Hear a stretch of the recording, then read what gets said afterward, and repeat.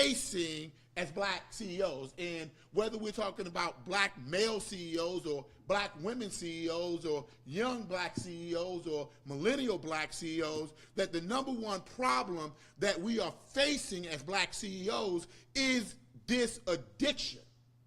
And it's an addiction to our labor as the primary mechanism by which we generate revenue. And the thing about that is that I know that we've been patted on the proverbial back for working hard, and that's not to say that those of you who are in attendance tonight and those of you who are watching online, that is not to say that working hard does not have its merits.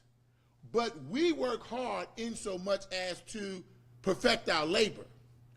But once our labor has been perfected, then it's incumbent upon us to perfect our knowledge. Here's a better way to put it. We work to perfect our knowledge. Once our knowledge is perfected, then it's incumbent upon us to monetize that which we know.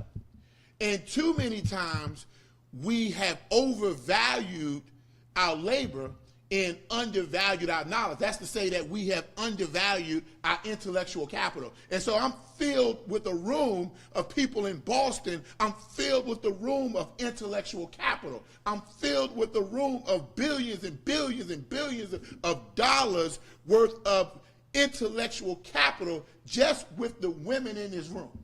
And so I'll say it again. I believe that the number one problem facing today's black CEO, black woman CEO, black millennial CEO, black young CEO, black male CEO, I believe definitively that the number one problem that we face is this addiction to our labor as the primary mechanism by which we generate revenue. And so I want everybody watching online right now, I want you to hit the share button, I want you to hit the comment button, I want you to hit the like button, I want you to pay it forward, but I want you to put in the comment section, I must break my addiction to labor. For those of you who came in for entertainment, well, this is not an entertainment forum, so here's what I believe. I believe that note takers are moneymakers. I believe that note takers are moneymakers. Y'all believe that? I believe that note takers are moneymakers. And here's the thing. I also believe that action takers are moneymakers. And you want to know what's really interesting is that the first action that a moneymaker takes is taking notes. Right? So I can always tell when I enter in a room like this, I can always tell whether I'm in the Bahamas, whether I'm in South Africa, whether I'm in London. I can always tell who the money makers are in the room based upon who has a pen in their hand. Right? It's the simplest way to detect where the real movers are, where the real difference makers are, where the real change makers are. And so as I look out to the audience, I'm wondering who has a pen, who's ready to take notes, because you can't take action, you can't take complete action without a notepad. You can't take complete action without a plan. And so if you're taking action and you don't have a plan, most likely you were the person that was not taking notes. So if I offended you, pick up a pen and you will no longer be offended. So getting back to this addiction to our labor, I have found that it's not because that's what we want to be. And it's not because we just said, you know what, the only thing I'm going to do in this life is just work until the day that I die. Here's what I found. That the good news, when most of us start our businesses out, is that our revenue rises at the same rate as our labor. That's the good news, right? The bad news is that our revenue drops at the same rate as our labor. And the thing is that many of us have not figured out how it is that we can cause our revenue to rise at a faster rate than our labor. Now, here's the thing that I found that is even more interesting about that is that, and I used to believe this, so let me go ahead and say that, you know, I'm talking to the man in the mirror, as Michael Jackson said. And here's the thing, is I remember when I hit the $300,000 platform. I remember when I hit the 700,000 platform, and I can remember that I thought I had made it. I thought I was there. I thought I was the man. I bought out the bar, right? And at the end of the day, I thought I was the man. I was a strutting peacock. Here's the thing that I didn't realize, is that I didn't realize that I would hit a place, and I want y'all to write this down. And for all of you, my six-figure earners, my degree havers, my good job having people, my good government job having folks, my good corporate job having folks, you will reach a place, it's called the labor plateau. And when you hit the labor plateau, that is the point where you can't work any harder than you already are. And when you hit that labor plateau, because your labor is rising at the same rate as your revenue, you realize that your revenue can't go any higher. And all of a sudden, life kicks in. Here's life kicks in. I get married. I probably got to spend more time with my new spouse, my new family. I have children. All of a sudden, here comes my labor coming down. By the way, if you haven't been to those soccer games yet, if you ain't been to those recitals yet, if they haven't got sicker yet, trust me, you're not going to be able to work like you used to work. Then there's this thing called age, which is still unbeaten, right? Maybe your knees get a little bad, maybe your eyes get a little bad, or maybe you just get tired of working so daggone hard, and what happens is that labor starts to come down. And what's happening is your revenue is coming down at the same rate as your labor. And here's the thing. Here's that mistake I made.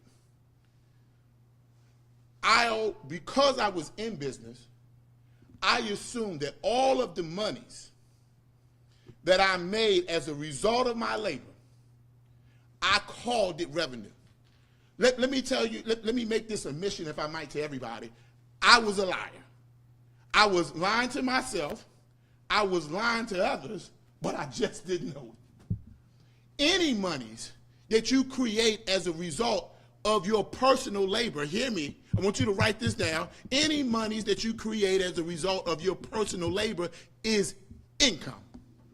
It's not revenue. All monies created as a result of your personal labor is income. And here's how you know this is true. As soon as I take your personal labor out of the program, watch your revenue drop. Because it was never revenue to begin with. It was income. That's what really dropped. And so what you have to do is, here's the thing. First, you got to know what the difference between income and labor is. All income is related to your personal labor. Revenue, the only revenue that can be generated in a business, we're going to call it revenue, it has to be built on somebody else's labor or your vision. So here's the thing.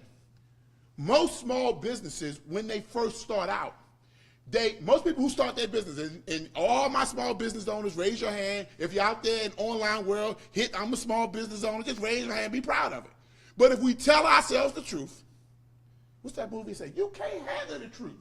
But if we tell ourselves the truth, most of us started our businesses based upon our skill set, based upon our gift set. We based it on a skill set, a gift set, or talent that we had, which is code for I built it based upon my labor. Code for it. It's code. I built it based upon my labor. I started a business based upon my skill set. I started a business because I was a lawyer. I started a business because I knew how to bake a cake. I started a business because I knew how to sing. I started a business based upon my labor, based upon my skill set. And if you study some of today's most successful companies, the Ubers, the Amazons, the world's most successful companies, write this down, is not based on labor. They didn't build it based upon their own skill set or their personal labor. They built it because they had a vision. They built it because they had an idea. And so as you are out there starting your businesses, I don't care what you personally can do. I don't care. What I care about is what is the vision that you have for the difference that you want to make in the world. What I care about is what is the vision for your company. See, when we talk about successful business leaders, successful owners, The king that always resonates, the thing that we see across, whether we're talking about great leaders, great business owners, great black women CEOs, the thing that we see no matter what is you always see the same thing. They had great vision. They had great vision. Here we are building our businesses off our skill sets when the thing, listen, I only need your skill set if I want to give you a job. I need your vision when we're talking about changing the world. I need your vision when we're talking about building a company. The question, powerful people ask powerful questions. Do you have a vision? If you don't, go work for somebody else who does. Look, I asked myself, how did I get caught in the labor trap? Here's how I got caught in it. I got caught in the labor trap because I was just like everybody else. In your business, here's the three people that show up. The visionary, the leader, and the team member, or sometimes what we call that person is the employee, right? And here's the thing. The visionary has some vision for what they want to do to change the world. By the way, if you don't believe me, how many of us have ever caught an Uber car? If you ever caught an Uber, just raise your hand. If y'all there online, just say, I caught an Uber. How many of y'all believe that the owner of Uber ever drove an Uber car? How many of y'all ever think he ever drove a cab? How many of y'all think he even owned a cab? You know he didn't drive a cab. Because he didn't start a business off of I drive a cab real good. He started a business off of I have a vision about how we can do personal transportation better. He started it based upon a vision. So here's the thing that I noticed about a vision. One of my favorite stories in the Bible, and it's not to tell people what they need to believe, but I'm a Christian and that's what I believe, but there are many other beliefs out there and you're entitled to yours. Here's the thing. In the Bible they talk about Noah, and they said Noah had a vision, right? And the vision came to him, right? Every place you see where you see a vision in the Bible, here's the thing that you're going to always see. You're going to see that the vision always came to the person. Sometimes it comes in the form of a burning bush. Sometimes it comes in the form of an angel. Sometimes it comes in the form of a dream, right? But the thing is, and this is very important, write this down. Write this down. Visions come to us, not from us. I'm telling you, write it down. Visions come to us, not from us. I'm going somewhere. Visions come to us, not from us. Now, here's the thing. I'm arrogant. I got a big enough head to fill this auditorium and all of Boston, and many entrepreneurs do. Most of my natural life, when I came up with these brilliant ideas and I came up with these magnificent concepts, every single time I always thought to myself, I sure am smart, I sure am brilliant, check out my idea, check out my vision. In that moment, I thought I owned the vision. You can't own a vision. It comes to you, not from you. And because you try to own the vision, it's what's preventing you from working with the leaders necessary for you to partner with to make fully manifest the vision. So what happens is, meet the small business entrepreneur, they're like this. I don't want nobody to have my idea. I don't want nobody to have my idea. I don't want nobody to have my idea. I don't know if I want to talk to that person because they might steal my idea. I don't know if I really want to work with them because they might jack my idea. And what happens is, the reason why they get addicted to their labor is because of the fear in their mind that somebody might steal something that don't belong to them anyway. The vision don't belong to you. Listen, vision ain't about ownership, it's about stewardship. Write it. Vision is not about ownership, it's about stewardship. You were given stewardship over the vision. Now that you're given stewardship over the vision, your job as the visionary, write it down, your job as the visionary is to partner with other leaders so that you can make fully manifest the vision. Now I know what some of y'all are thinking, well, I had a vision, Trevor, and I did it. No, you manifested a part of the vision, but you never fully realized what that vision could do if you partnered with the right leaders. 3 people that show up in a black entrepreneur's business, 3 people that show up in a black CEO's business. There is the visionary, there is the leader, and there's the team, the team member / employee. The visionary has stewardship, not ownership. The leaders are the people that you partner with for the purpose of fully manifesting the vision.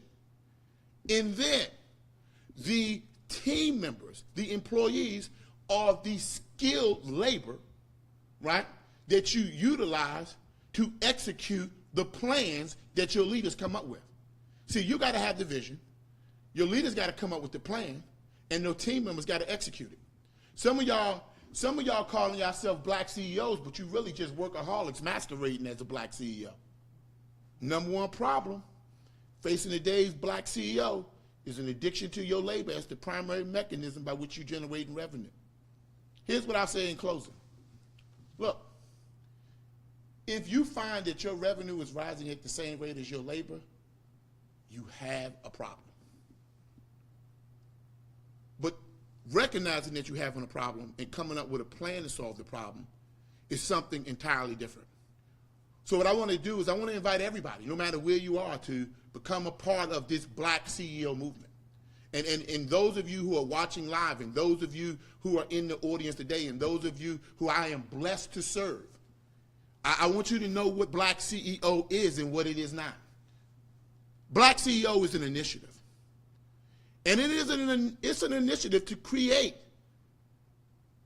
collaborative environments amongst the black communities of the world for the purpose of teaching about, creating, and building business-based wealth. You can write it. Now, there are a lot of different ways to generate wealth, but the part of the battle that's given to me as the steward of this vision, the part of that battle that's due to us is to help generate, create, and build business-based wealth. My job is to partner with leaders like you, those of you who are in this room today. To be clear, I do not need your labor. What we need is your leadership. The black community doesn't have a labor problem. We never have. They built this country on the backs of our labor. We don't have a labor problem. We got a leadership problem. And the more leaders that we develop, the more leaders that we encourage, the more leaders that we raise up, we will find that the stronger we become in our leadership, the less problems we have as a community. Black CEO is an initiative to create collaborative environments amongst the black communities of the world for the purpose of teaching about building and creating business-based wealth. My good friend George C. Frazier of the Power Networking Conference, here's what he said to me. He said that when we cooperate, 1 + 1 = 2. But he also said that when we collaborate, that 1 and 1 = 11. Hashtag 11 is all about the 11. Hashtag 11. Put hashtag 11 in the comments. If you're out there in the audience, put hashtag 11 on your sheet. And the question is, since powerful people ask powerful questions and questions steer focus, and in your life and in your business, you only get what you focus on. And if collaboration is the secret to our rise and the secret to our success, the question is, to the powerful people in this room who have powerful questions, is, who should I collaborate with? Well, I believe that everybody in this room is a visionary. I believe that we all have a vision for the future. I believe that we all have a vision for the difference that we want to make in the world through the products and the services and the gifts and the skill sets that we have. But the key to executing that vision, the key to making that vision fully manifested, is to collaborate with other leaders. That is the person that we partner with, or the persons that we partner with. I didn't say get them to work for us. I said partner with, for the purpose of making fully manifest the vision. Black CEO is an initiative to create collaborative communities amongst the black communities of the world for the purpose of building, creating, and teaching about business-based wealth. One of the ways that we do that is through collaboration with leaders like yourself. That's why I need you to go over to blackceo.com and get yourself signed up. That's why I want each of you, no matter where you are, to share the message right now, in this moment. When is now a good time to get started? That's why I want each of you to take out your cell phones. For each of you watching online, post in the comments, post on your personal page, post it on Instagram, post it everywhere. Tell them to go to 240-428-6333 and text the word BlackCEO, all one word. That is to take out your cell phones. Text the word BlackCEO to 240-428-6333. And treat this like the black church sometimes. You know, sometimes your pastor say something and you miss the notes and you look over and say, what did he say again? Right? And you peek over, and so if you missed it, let somebody look on your notes. Maybe somebody online missed the number, but maybe you typed it into the comment section. So go on over, open up your cell phones, text the word BlackCEO to 240-428-6333, and text the word BlackCEO. This movement is designed to highlight and develop the Black CEO leaders of the world. We're going to do that through collaboration first and foremost. The second thing we're going to do is we're going to be a content distribution network. That is, we will distribute content from anyone, black, green, white, or yellow, that could benefit a black CEO. We will not make the mistakes of other races where they have isolated and decided that only one race has all the information. Any information that would benefit a black CEO, we're going to be a content distribution network for. We're going to make sure to get the right information, the correct information, and the best information to our black entrepreneurs. Third and foremost, we are a distribution channel for black products that benefit the black community. So maybe you have a product or service, we're going to be that distribution channel. Just as much as Amazon is a distribution channel for everything, we want to be a distribution channel for those products that we know should be a part of the black community. And so if you're out there and you're thinking, how can I add my leadership, add my vision, add my gifting to the movement, well, here are some definitive ways by which you can do it. I'm proud to announce a few things that have launched as a result of the vision of many of the leaders in BlackCEO. I'm happy to announce this is the official launch of the BlackCEO Women's Council. Right now you are seeing two of its directors, none other than Dr. Stephanie D. Barnes, none other than Nicole Bluford. You also have Sheila Reynolds, Rhonda Williams. You have Nicole B. King. And if I forgot a name, you know, don't crucify me, Candace Camille. And I feel like I'm missing a name. I feel like I'm missing a name out there. Kim Martin. Kim Martin, that's it. Yeah, Kim Martin. And these are some of the phenomenal women, and it's their vision that caused that thing to come to be. Also, the Black CEO Book Club, headed up by Akia Taylor. I think I got her last name correct. Also, there's the Black CEO Millennial Council, headed up by Nyla Bland, Justin Morgan, one of the brothers out there hanging with us, Tanise Anderson, 17 years old, out there rocking out in Ohio, and so many others. So you can already see the growth of BlackCEO, but the growth of BlackCEO, it's not coming from here, it's actually coming from there. And so for many of you, you may think that you came here to see us, but I came to tell you something different. That we, let me make sure this mic doesn't fall, that we came here to see you. We came here to serve you. And one of the things that I believe that we have got to get out of, and I believe that there is two types of leaders. I think there is the serve me leader, and I think that there is the servant leader. And as a member of your BlackCEO leadership team, and I'm sure I speak for everybody here on the panel today, is that we are servant leaders. You didn't come here to see us. We came here to serve you. And so wherever you are in the world, I want you to get connected with your Black CEO chapter. If there's not a Black CEO chapter in your town, then maybe you are the person that should lead it up. How can you get more information? How can you post your questions? How can you find out how you can serve? You can go on over to blackceotribe.com. You can go on over to blackceotribe.com. And there you will find leaders. You will find servants.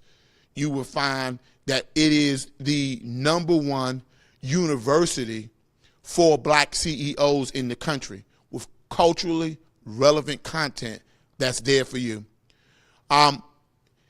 Whenever we leave a Black CEO event, we leave it one way.